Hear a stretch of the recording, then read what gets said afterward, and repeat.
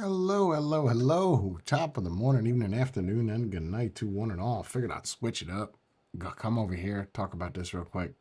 Um, yeah, so as a lot of people are aware of, the government is shut down in America, right? And I think it's the longest in history. We're at 39 days or 38 days or 40 something days, and it doesn't seem like it's given up, right? The Republicans are blaming the Democrats are blaming the Republicans. And the list just goes on and on and on. Well, I was just checking out the news before I kind of signed off for the day, and I got this little recommendation of what's happening with the SNAP benefits. Now, I want to show you this article, and then I want to talk about it real quick. So let's just pull this up real quick. This is what we're looking at. Okay, that's messed up. Stand by. I don't know why it does that.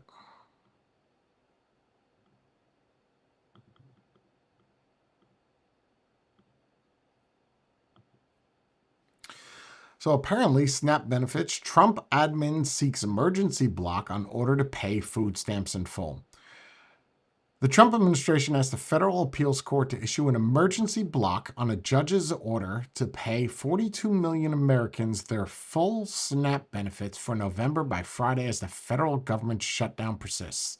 The administration requested that the First Circuit U.S. Court of Appeals allow it to pay 65% of the food stamp benefits this month from a contingency fund, as the administration had proposed to the judge earlier this week. The request came a day after Judge Jack McConnell issued an order in the U.S. District Court in Rhode Island rejecting the partial payment option. McConnell ordered that the U.S. Department of Agriculture, this is interesting, use so-called Section 32 funds to help fund the SNAP benefits along with the $4.65 billion.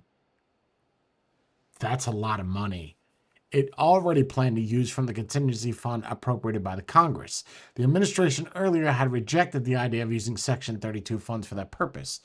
In its filing Friday with the appeals court, the Trump administration said that the crisis from there not being enough funding for full SNAP benefits can only be solved by congressional action. Congress, since October 1st, right, so yeah, that's a long time, has repeatedly failed to pass the stopgap funding. I don't feel like they are going to pass this anytime soon. Like, I would assume by Thanksgiving they'll do it, but this might roll into next year. That's going to be a lot of back pay. And are you back paying those people? Because there's this thing with the government that if you work with the government, they can essentially not pay you at all. They don't have to back pay you. Like, it's part of your clause. That's crazy to me. Justice Department lawyers wrote in a filing that instead of the Congress passing new SNAP funding, a single district judge has devised his own solution, ordering USDA to cover SNAP shortfall by transferring billions of dollars that were appropriated for different, equally critical food security programs, and to do so with just one business day today. The unprecedented injunction makes a mockery of the separation of powers, the lawyers wrote. Courts hold neither the power to appropriate nor the power to spend. Courts are charged with... Okay, so you get it, right? I'm not going to sit here and read the whole article. It's quite long. So basically, what some judge decided is, let's take all the money from this area and put it towards this area for the SNAP and the welfare. The simple question is what I have for the title is, let's just say that tomorrow, for whatever reason, they remove SNAP welfare. They remove it. What are people going to do? I get it. People go through hard times. Believe me, I understand that wholeheartedly.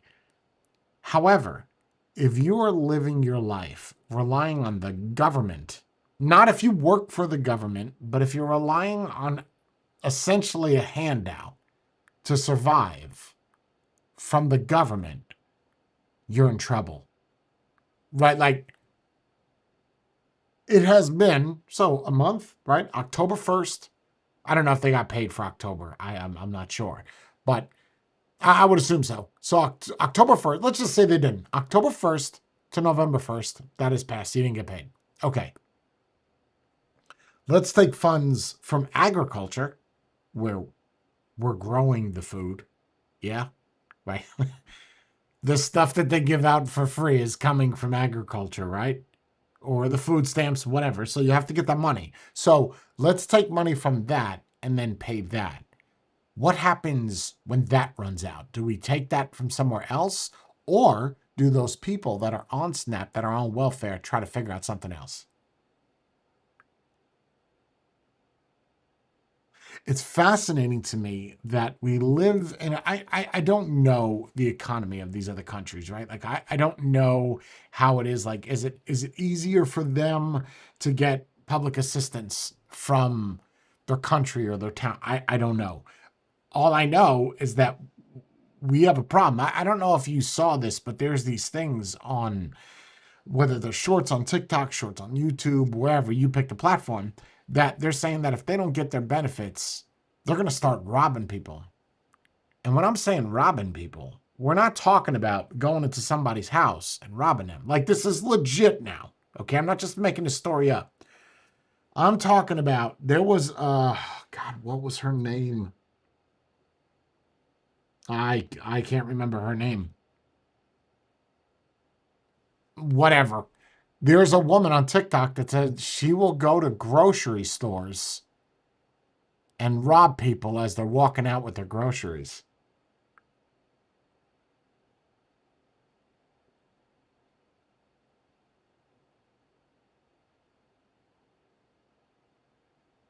I don't, there's not a lot to say there. So now, because somebody does not get SNAP, they make their own money, they work, whatever. They go out to go buy groceries. Now they have to fear, not necessarily for their life, but they have to fear that someone is going to steal everything they just shop for their family because you can't figure your life out. It sounds kind of apocalyptic when you think about it, that you are waiting for somebody to leave with groceries so you could steal them. I would not want to live in an area where I'm concerned with whether someone might steal the groceries from me, because I don't know, how I feel about it, man. I get it there that there are people that need SNAP, that need welfare. What would you do if they didn't exist? You could clean some houses, right? You could, I don't know, cut some grass. You could, there's a lot of things you could do. But then this is why taxes go up. And then you have people that come here in America. This is all over the place in New Jersey, by the way. You think I'm playing? Just take a trip to New Brunswick, New Jersey, and just ask all the people that are walking around the street how many of those are on welfare. They got like 7 kids, 8 kids. A lot of Mexicans. A lot of Mexicans. I'm not saying they don't deserve it. I'm just saying that there's a message there. You keep popping out kids and the government keeps giving you money, then that means other people have to pay higher taxes to make up for the things that you're getting for free. Well, we don't even know if you're here legally, right? We don't even know. I don't even know. We just know, especially in Jersey, right? Jersey is one of those fantastic states where you could, I'm not being funny here. You can literally go to the DMV and get an ID if you're not even a citizen of the United States.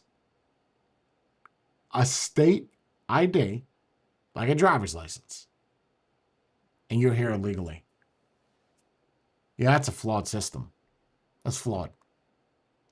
I'm not going to sit here and talk about the immigration policy. I'm not going to talk about that. It's just, I think we're in trouble is when we have people that are threatening to rob people at a grocery store. And what are we doing about it? We're taking money from agriculture. Some judge decided this, by the way. Some single judge decided this over Congress, over the president. Yeah. Uh huh.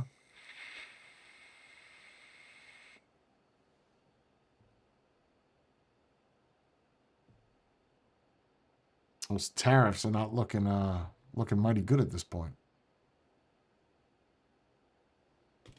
All those attempts to raise those taxes failed, by the way. He got overruled. Congress didn't pass it. Mm. Let me be 100% sure of that. I'm almost 100% sure of that. Senate denied the tariffs. I'm pretty sure about that. Yes.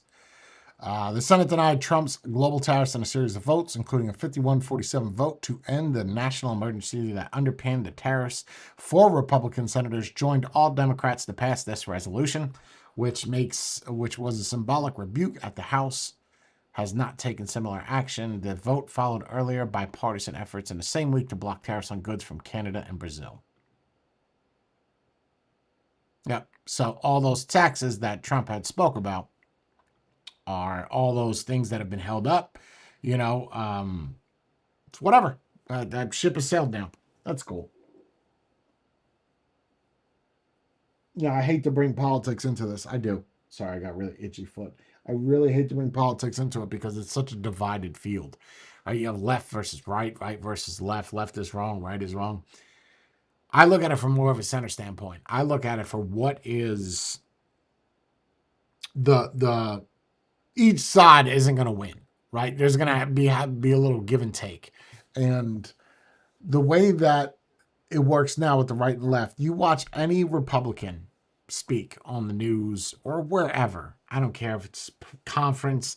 They always talk about the left side or the right side. Any side will always talk about the opposing side like they're the bad guy.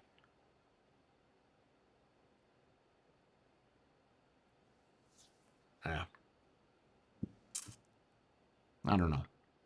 I don't know how I feel about this, man. All I know is that this government thing is not just affecting one person, it's affecting many. And the longer it goes on, right? The longer this goes on, the worse it's going to get. It's never going to get any better.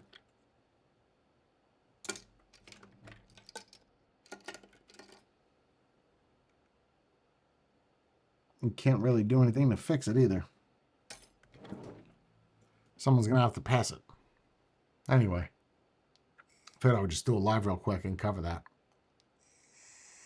Hopefully you enjoyed this. Leave your comments down below what your opinions are.